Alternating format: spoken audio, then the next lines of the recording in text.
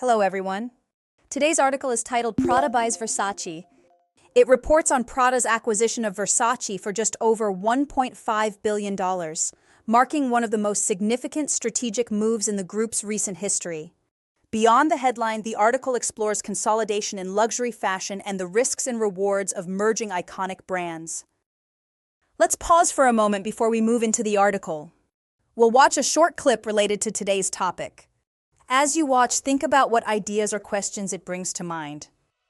28 by Gianni Versace in Milan, the brand has been renowned for its bold, glamorous aesthetic. It will join the group's two main labels, its namesake Prada and the smaller but fast-growing Miu Miu. It marks a sharp strategic shift in the Italian fashion house. In March, a few weeks before the deal with Prada was announced, Donatella Versace stepped down as creative chief after almost 3 decades in the role. Dario Vitali, who was formerly design director at Miu Miu, took over the job. Now that we've seen the clip, let's take a step back. Before we dig into the details, it helps to explore a broader idea behind the story. This will guide how we understand what follows. This article highlights a central tension in modern luxury fashion. On one hand, scale offers stability, investment capacity, and global reach. On the other, luxury brands depend on distinct identities, creative autonomy, and emotional loyalty. When iconic houses merge, success depends on whether expansion strengthens identity or dilutes it. With that idea in mind, let's turn to a question.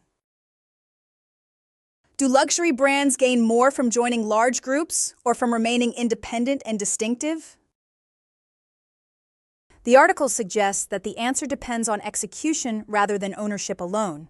Prada brings operational discipline and long-term planning, while Versace contributes strong visual codes and cultural visibility.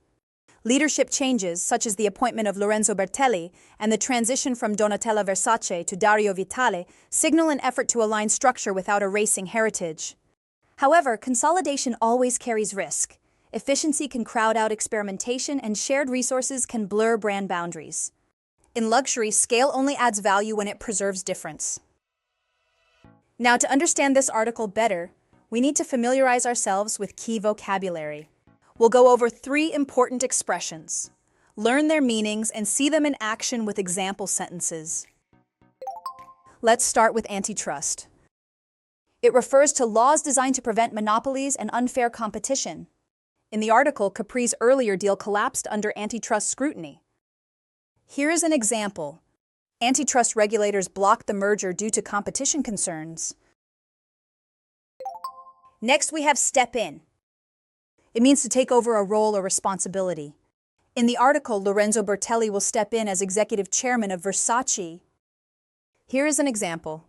She stepped in to lead the project during a crisis. Finally, let's look at differentiation. It refers to the way a brand distinguishes itself from competitors. In the article, analysts question whether the deal will strengthen or weaken differentiation. Here's an example. Strong differentiation is essential in crowded luxury markets. Now that we've explored the main themes and vocabulary, let's reinforce our understanding with a summary dictation exercise. Listen carefully and fill in the blanks. Prada has completed its purchase of Italian fashion house Versace in a deal worth just over $1.5 billion, bringing 2 iconic luxury brands under the same group. The acquisition ends a period of uncertainty for Versace and marks a major strategic move for Prada. Leadership changes are already underway, with new executives and designers stepping in as the brands begin integration. The deal reflects a wider trend of consolidation in the global luxury fashion industry. Let's check the answers and review what each word means. The first answer is iconic.